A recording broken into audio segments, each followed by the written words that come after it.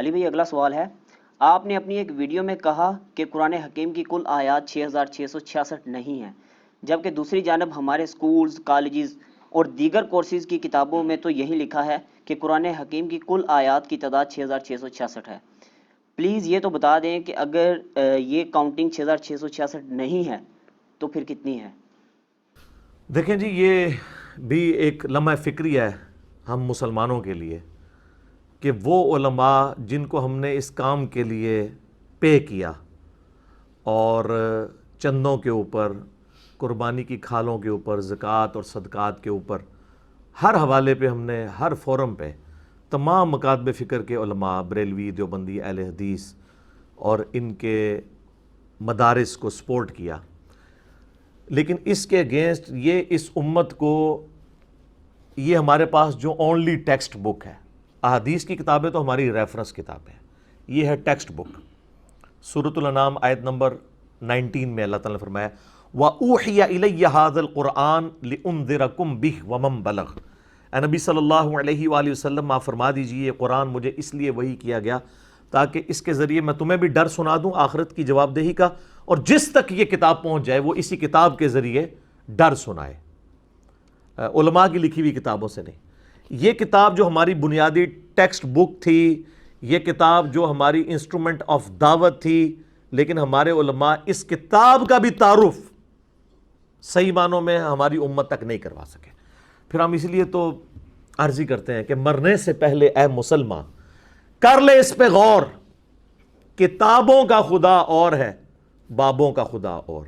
ہمارے بابوں نے ہمیں خدا کا تعارف وہ نہیں کروایا جو ان کتابوں میں تھا، جو اللہ کے محبوب صلی اللہ علیہ وآلہ وسلم نے ہمیں حجۃ الوداع پہ کروایا تھا، آپ صلی اللہ علیہ وآلہ وسلم نے غدیر خم پہ کروایا تھا۔ یہ نالج بھی یہ ہم تک ٹرانسفر نہیں کر سکے۔ ہم بھی جب کالجز اور یونیورسٹیز کے اندر پڑھتے رہے تو باقاعدہ ہمارے تو اسلامیات کے کورس کے اندر یہ سوال ہوتا تھا کہ قرآن حکیم کی کل آیات کتنی ہیں، تو یہ میرا خیال ہے قرآن سے متعلق جو سب سے آسان سوال ہوتا تھا وہ یہی ہوتا تھا کہ 4 دفعہ 6 ڈال دینا ہے، ٹیٹرا 6، 6666، 6666۔ کتنا بڑا ظلم ہے۔ آج تک کسی نے یہ کوشش نہیں کی کہ وہ گھر میں پڑے ہوئے مصحف کو کھولے اور اس میں سے ڈائریکٹ آیات گن لے کہ واقعی یہ آیات اتنی بنتی ہیں یا نہیں۔ اور یہ کوئی مشکل کام نہیں ہے۔ قرآن حکیم میں کل 114 صورتیں ہیں۔ جہاں پہ صورت کا آغاز ہوتا ہے نا، اس کے ٹائٹل کے اوپر یہ لکھا ہوتا ہے اس صورت کی اتنی آیات ہیں، تو آپ کو صرف 114 صفحے الٹنے پڑیں گے، سارا قرآن نہیں گو تھرو کرنا پڑے گا۔ سورۃ البقرہ سٹارٹ میں ہی ہے، اس کے اوپر لکھا ہوتا ہے یہ سورۃ البقرہ ہے، یہ مدنی صورت ہے، اس میں اتنی آیات ہیں۔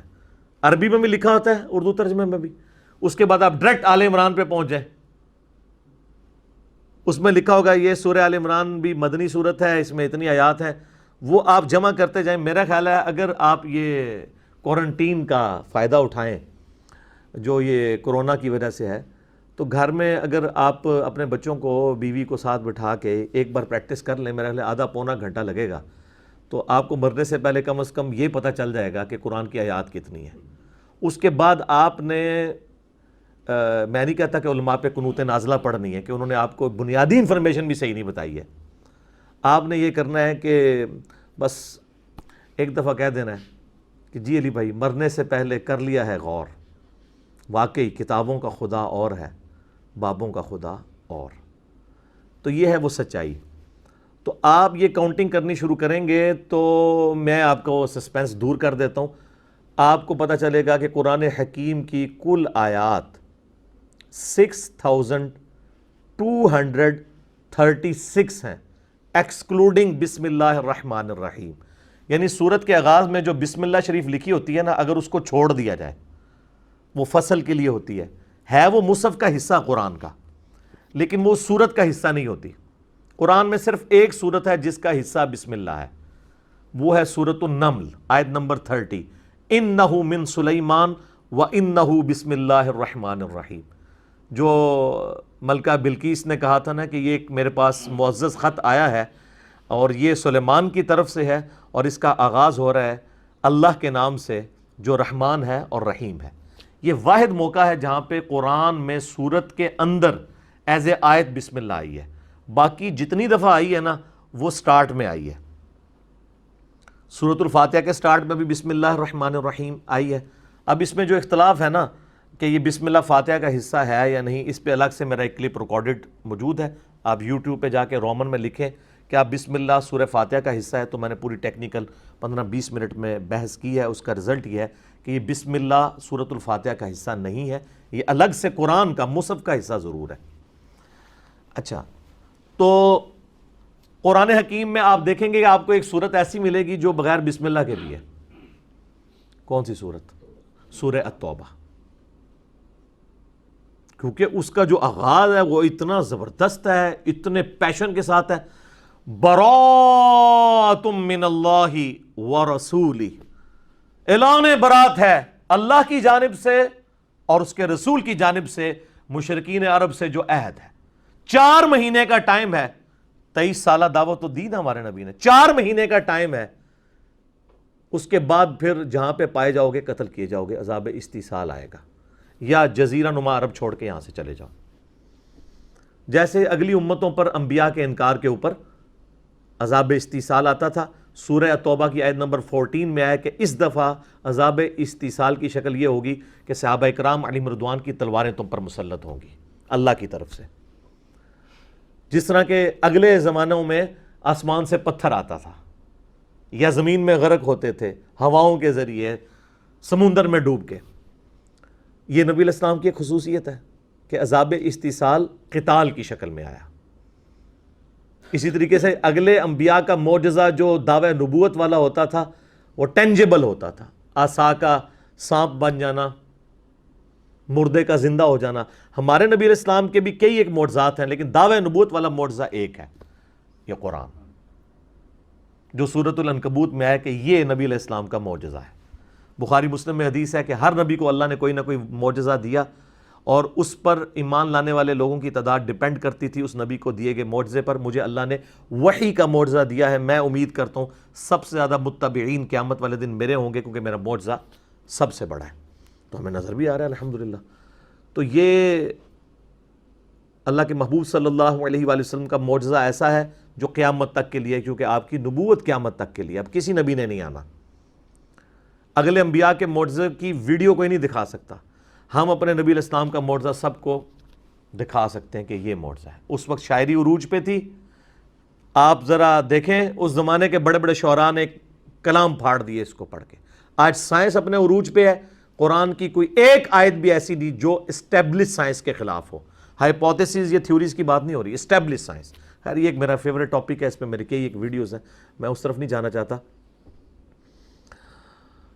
اصل بات کی طرف واپس آتے ہیں جو قرآن کی آیات کی تعداد کا مسئلہ تھا. تو یہ آپ کو یہ بھی انہوں نے صحیح نہیں بتایا. آپ بسم اللہ کے بغیر اگر کاؤنٹ کریں گے تو 6236 آیات بنیں گی، اور اگر بسم اللہ کو آپ کاؤنٹ کر لیں گے بیچ میں تو آپ کو 114 صورتیں ہیں، ان میں سے ایک صورت کا سٹارٹ تو بسم اللہ سے نہیں ہے، کیونکہ اس صورت میں اللہ تعالیٰ کے غضب والا جو ایلیمنٹ ہے وہ ڈومیننٹ ہے. اور یہی اس کی حکمت ہے کہ الرحمن الرحیم سے اسے شروع نہیں کیا گیا. اللہ کی وہ والی صفت جو ہے اس کو ڈومینیٹ نہیں کیا گیا. یعنی اکثر لوگ پوچھتے ہیں نا سورہ توبہ سے پہلے بسم اللہ کیوں نہیں ہے؟ اس کی ریزن یہ ہے کیونکہ وہ آخری صورتوں میں سے اور اس میں اللہ نے اعلان برات کیا ہے. یہ اس کی ٹیکنیکل ریزن ہے. تو اس کو نکال دیں. باقی کتنی بسم اللہ بنی؟ 113. اچھا 114 ویسے بسم اللہ پوری ہیں قرآن میں، کیونکہ وہ جو 114ویں ہے نا وہ سورۃ النمل کی آیت نمبر 30 ہے، انہ من سلیمان و انہ بسم اللہ الرحمن الرحیم. الٹیمیٹلی اگر آپ گنیں گے تو 114 بسم اللہ ہے، 113 باہر اور ایک بیچ میں. اب وہ جو 113 باہر ہے نا وہ بھی آپ ایڈ کر لیں اگر 6236 میں، تو یہ ٹوٹل بنیں گی 6349. تو سر قرآن کی کل آیات کی تعداد اس مصحف کی روشنی میں اگر بسم اللہ کو آیت کے طور پر شمار کیا جائے تو بنتی ہیں 6349، 6349. اور اگر بسم اللہ کو آیت نہ شمار کیا جائے، مصحف کا حصہ تو سارے ہی مانتے ہیں، اس کے بغیر صورتوں کی آیات کو گنا جائے تو وہ بنتی ہے 6236. تو یہ 6666 سے بہت دور کا عدد ہے، کوئی لینا دینا نہیں ہے. اب یہ چلا دیا. اچھا، نبی علیہ السلام کے مبارک زمانے میں نا قرآن کی آیات کی نمبرنگ نہیں تھی، یاد رکھیے، نمبر نہیں تھے، لیکن ہر آیت کے اینڈ کے اوپر نشانی کے طور پہ تا ڈالی جاتی تھی. آیاتن کہتے ہیں عربی میں نشانی کو، سمبل کو، سائن کو.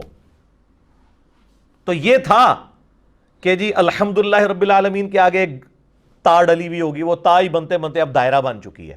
یہ دائرے تھے، لیکن نبی علیہ السلام کے مبارک زمانے میں نمبرنگ نہیں تھی. یعنی آج اگر کوئی صحابی زندہ ہو کے آ جائیں اور ہم ان سے پوچھیں کہ بتائیے کہ یہ سورۃ الاحزاب کی کتنے نمبر آیت ہے، ان اللہ وملائکتہ یصلون علی النبی صلاۃ بر محمد وآل محمد اللہم صلی علی محمد وعلی آل محمد. تو سر جب تک وہ صحابی سورۃ الاحزاب کھول کے ایک ایک کر کے وہ دائرے گننا نہ شروع کرے، وہ آپ کو نہیں بتا سکتے. یہ یعنی صحابہ کی کوئی تنقیص نہیں ہے، میں آپ کو بتا رہا ہوں اللہ نے مزید آسانی آپ کر دی ہے. تو وہ نہیں بتا سکتے کہ یہ 56 نمبر آیا تھا. اگر میں امام مسلم رحمہ اللہ میرے سامنے آ جائے اور میں ان سے پوچھوں کہ سر یہ بتائیے جو مسلم شریف آپ نے لکھی تھی اس میں یہ حدیث کتنے نمبر کے اوپر ہے کہ علی سے محبت نہیں رکھے گا مگر مؤمن، علی سے بغض نہیں رکھے گا مگر منافق، تو کہیں گے تو گننی پڑے گی مجھے، ہے شروع میں ہے ایمان کے چیپٹر میں.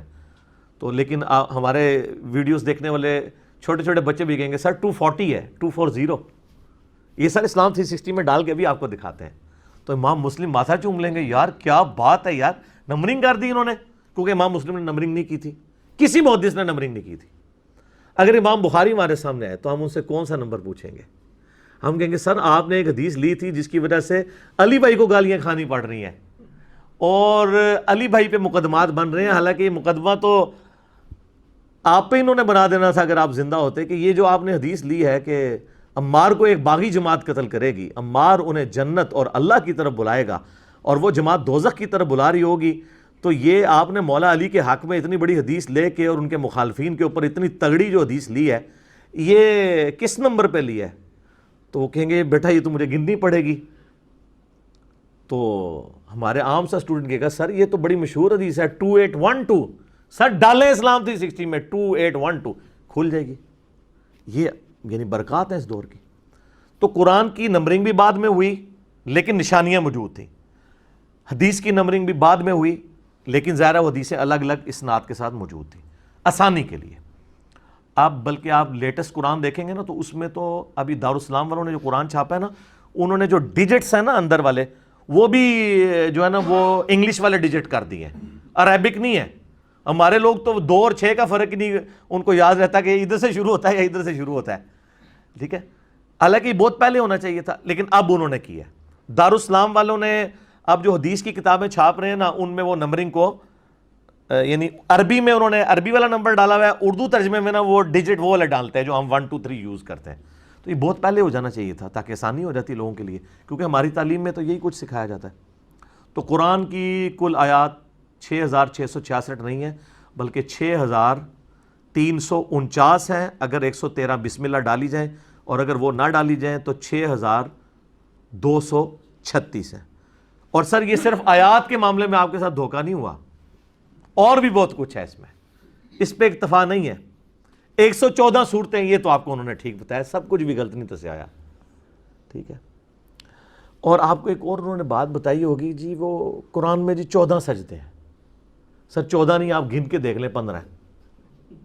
سورۃ الحج میں 2 سجدے ہیں اور اس کی فضیلت ہے یہ 2 سجدوں کی وجہ سے. اور دوسرے سجدے کے ساتھ لکھا ہوتا ہے یہ شافعی سجدہ ہے.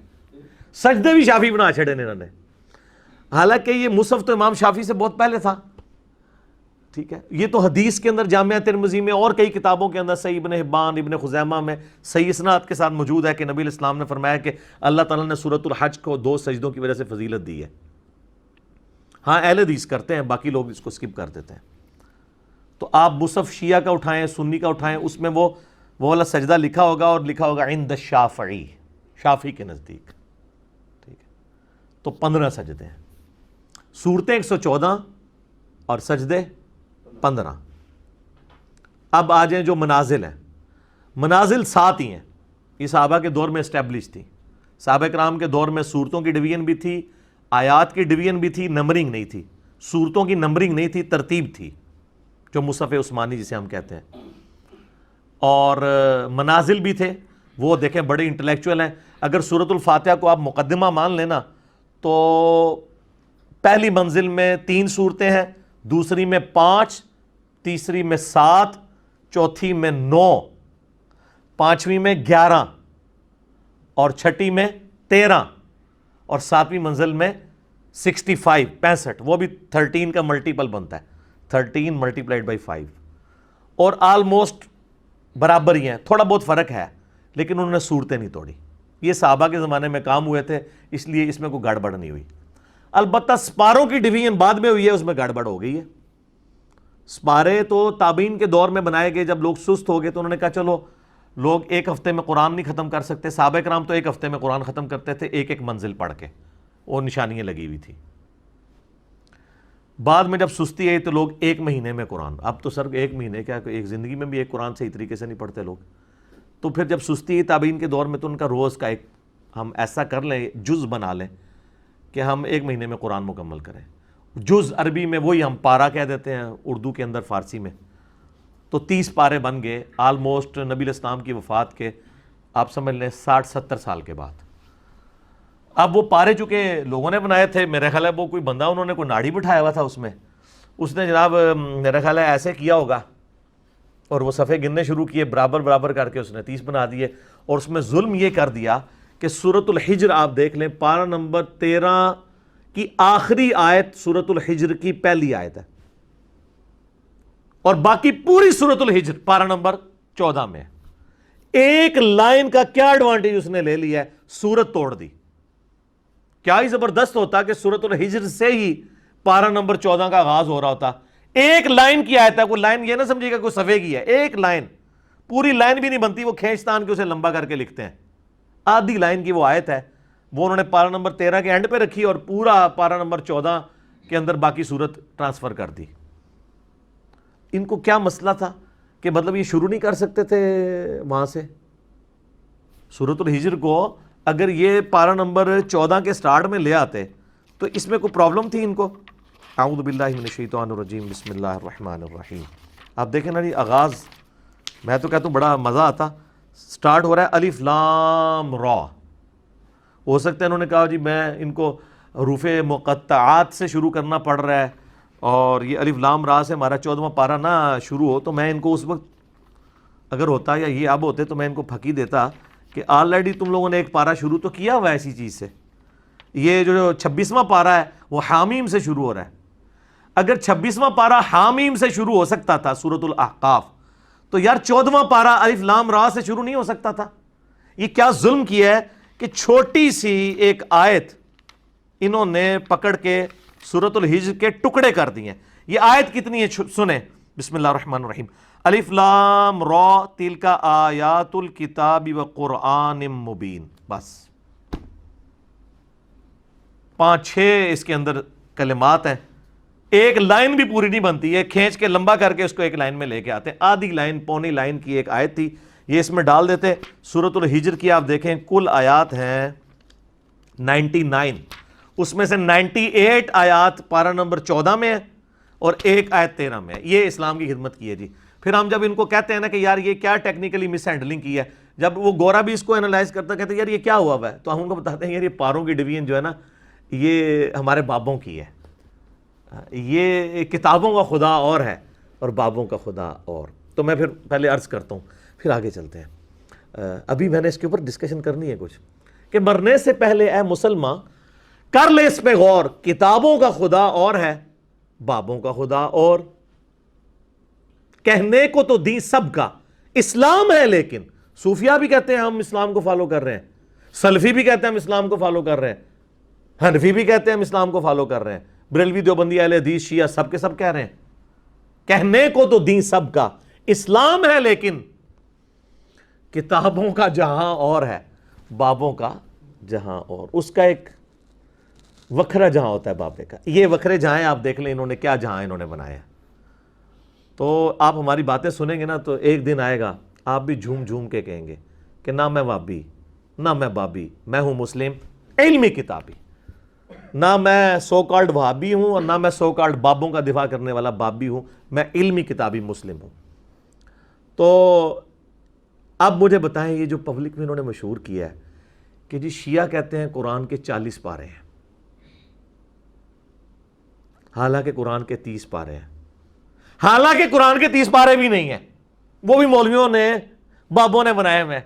قرآن کی تو 114 سورتیں تھیں، 7 منازل تھیں، پارے تو بعد میں بنے، جو چیز بنی بعد میں اس کی بنیاد پہ کہ جی وہ کہتے ہیں 40 پارے ہیں اور ہم اہل سنت کہتے ہیں 30 پارے ہیں۔ اور سر 30 پارے بھی تو بعد میں ہیں، نبی علیہ السلام نے تو 30 پارے بنائے نہیں ہیں، ورنہ یہ والا کام ہوا ہوتا کہ سورۃ الحجر کی 99 آیات میں سے 98 آیات پارہ نمبر 14 میں ہوتی اور ایک آیت جو ہے وہ ادھر ہوتی۔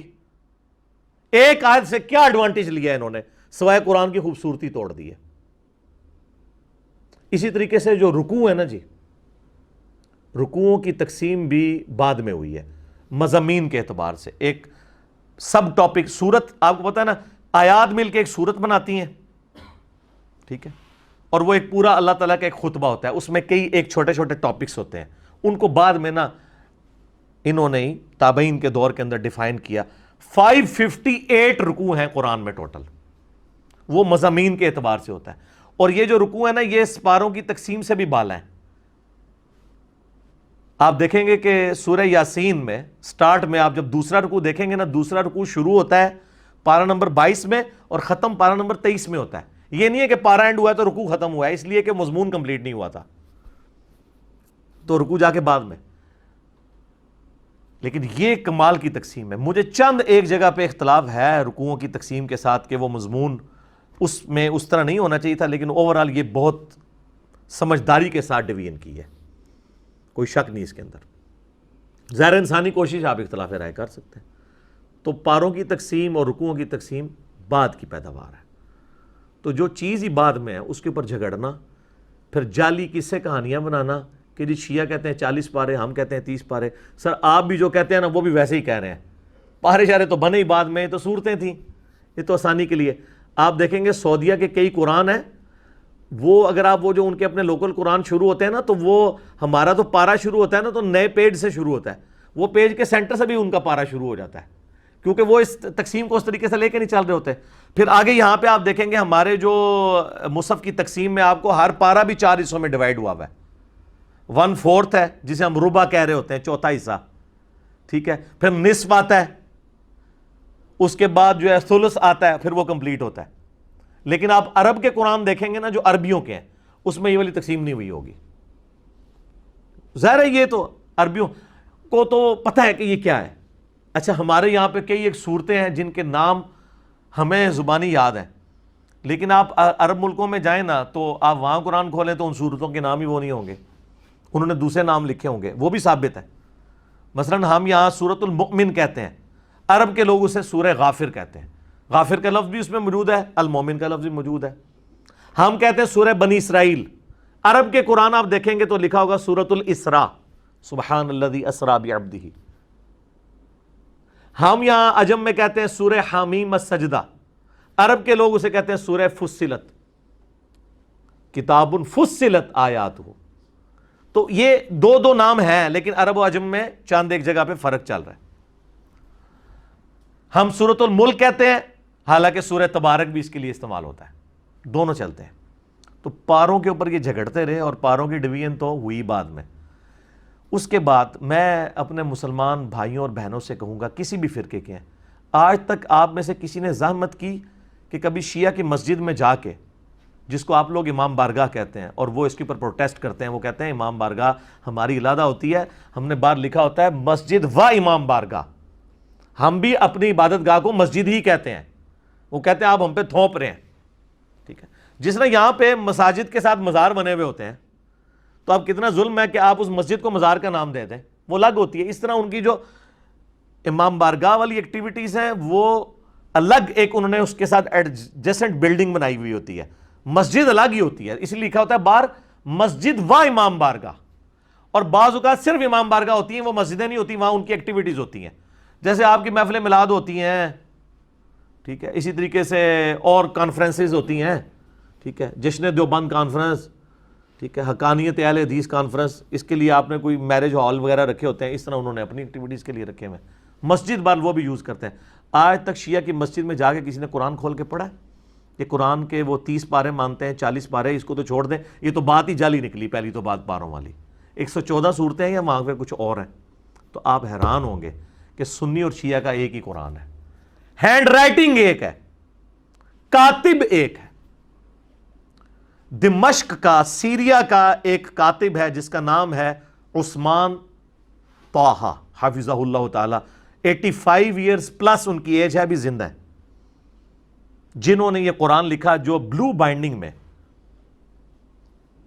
خط نسخ جو ہمارا یہ سب کانٹیننٹ میں پڑھا جاتا ہے اس کے اعتبار سے یہاں چھپتا ہے، اور خط ریحان میں نا گرین بائنڈنگ میں جو عرب کا سٹائل ہے وہ بھی اسی بندے نے لکھا ہوا ہے، وہ وہاں سے چھپتا ہے۔ اور یہی قرآن سیم ریڈ بائنڈنگ میں ایران سے چھپتا ہے۔ میں نے ایران کے قرآن دیکھے ہیں، کوئی فرق نہیں۔ اور سعودیہ والوں نے تو یعنی کاتب کا نام نہیں لکھا، میں سمجھتا ہوں کہ یہ زیادتی کی ہے، لیکن ایران والوں کا آپ قرآن کھولیں، یقین کریں، انہوں نے باہر لکھا ہوتا ہے مصحف عثمان طٰہٰ، عثمان طٰہٰ کا لکھا ہوا۔ ہم جب جواد نقوی صاحب کو ملنے گئے تھے تو سارے بچوں نے جو مصحف اٹھائے ہوئے تھے، آپ نے دیکھا نہیں باہر لکھا تھا عثمان طٰہٰ کا نام، اتنا موٹا لکھا ہوا تھا۔ عثمان طٰہٰ نے لکھا، اور کمال لکھا۔ اس کی خوبی یہ ہے کہ اس کے ہر صفحے پہ آیت مکمل ہوتی ہے، کمال کام ہے یار۔ 6236 آیات، یا بسم اللہ ملا لیں تو 6349 آیات ہوں، اور مصحف کے کل صفحے جو ہمارے سب کانٹیننٹ کی رائٹنگ میں لکھا 611 صفحے ہیں اس کے، اور اس طرح اس کو ترتیب دیا جائے کہ ہر صفحے پہ آیت مکمل ہو رہی ہو۔ کاتب کا کمال ہے نا، یہ بڑا پڑھا لکھا بندہ ہے۔ یہ 1988 میں ان کو سعودیہ بلایا گیا تھا شاہ فہد پرنٹنگ پریس کے لیے قرآن لکھنے کے لیے۔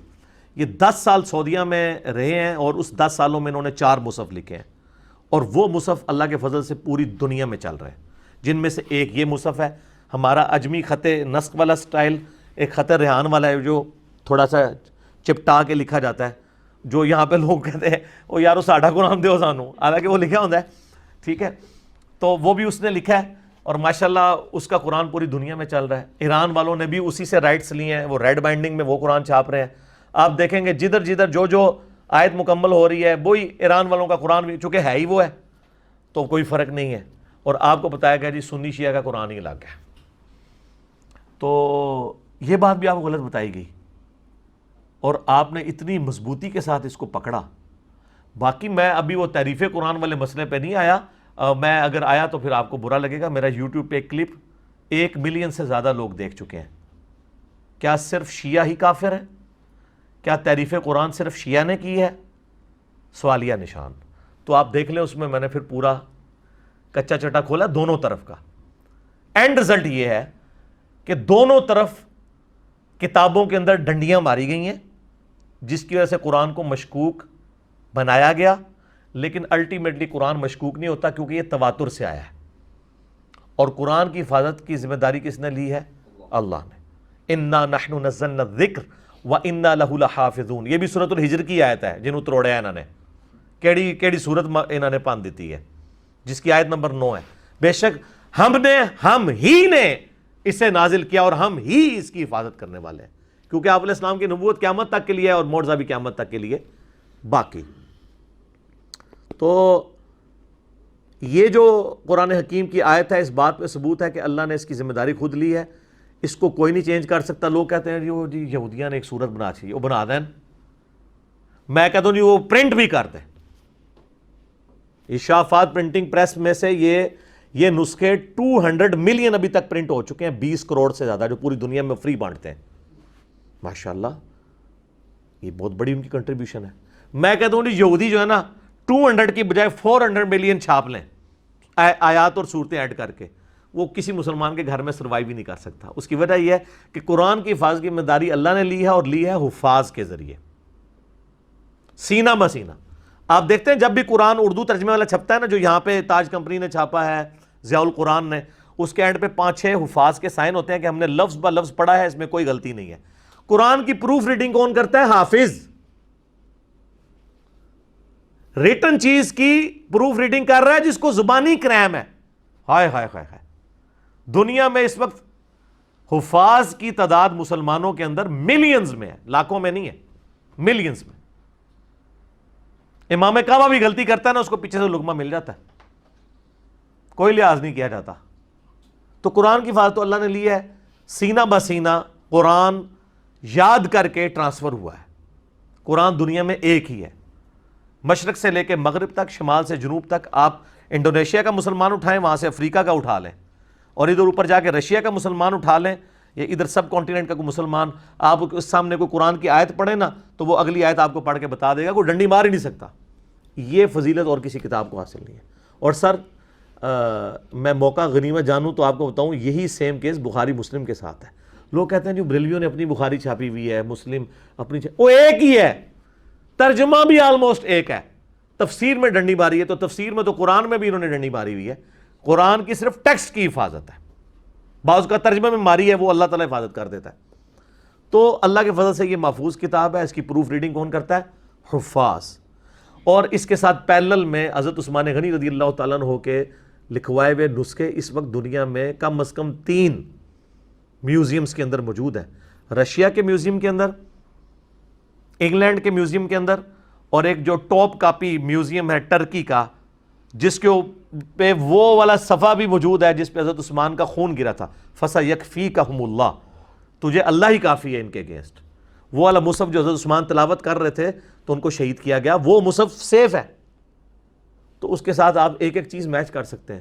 دنیا میں کوئی کسی مذہب کا ماننے والا اپنی ٹیکسٹ بک اس طرح کی پیش کر سکتا ہے. اور آج تو جدید دور ہے, کاربن ڈیٹنگ کروا کے دیکھ لیں, قرآن کے کتنے نسخوں کی کاربن ڈیٹنگ ہوئی ہے, وہ حضرت عثمان کے زمانے کے نکلے ہیں. تو کوئی یہ بھی نہیں کہہ سکتا کہ یار اس زمانے کا قرآن اور تھا, بدل گیا. باقی یہ جو پروپیگنڈے کر رہے ہوتے ہیں نا کہ جی اس کی فلاں قرات تھی, یہ تھی, وہ تھی, چھوڑیں. جس قرات کے اوپر اجماع اور تواتر ہے نا, وہ یہ ہے جو آپ کے ہاتھ میں ہے, جسے یہ لوگ ٹیکنیکلی قاری حضرات کہتے ہیں امام حفص کی قرات. قرآن کو بھی اماموں کے ساتھ جوڑا ہوا ہے. وہ ضرورت ہی نہیں کہنے کہ امام حفص کی قرات عبداللہ ابن مسعود کے شاگرد تھے, اور وہ یہ تو تواتر سے آئے. امام حفص نہ بھی ہوتے کو فرق نہیں پڑنا تھا. یہ تو اس طریقے سے ہے کہ میں کہوں جی عثمان طہ نہ ہوتا تو یہ مصحف ہی نہ آتا. عثمان طہ کا محتاج ہے, نہ امام حفص کا محتاج ہے قرآن, نہ عثمان طہ کا محتاج ہے. بلکہ آپ مجھ سے پوچھیں تو میں تاج کمپنی کا جو قرآن لکھا ہے نا 16 سطری حفاظ والا, اس کا نام ہے 16 سطری, 16 لائنوں والا. سر اس کی رائٹنگ عثمان طہ سے بھی خوبصورت ہے. وہ پاکستان بننے سے پہلے لکھا گیا تھا. عرب کے لوگ بھی اس قرآن کی تعریف کرتے ہیں. یہاں پہ ہمارے پاس جب عرب کے حکمران آتے ہیں تو ہمارے پاکستانی ان کو نا وہ تاج کمپنی کے اس قرآن کو گفٹ کرتے ہیں جو حافظ پڑھتے ہیں. حافظوں کو زبانی نا ان کی ایک دماغ میں بھی ریل چل رہی ہوتی ہے کہ یہ آیت فلاں صفحے پہ فلاں جگہ پہ ہے. وہ جو انہوں نے کریم کیا ہے نا وہ 16 سطری قرآن ہے, 16 لائنوں والا. وہ لکھا ہوتا ہے حفاظ کے لیے. ہمارے سارے سب کانٹیننٹ میں وہی قرآن چلتا ہے. اس کی رائٹنگ بہت خوبصورت ہے.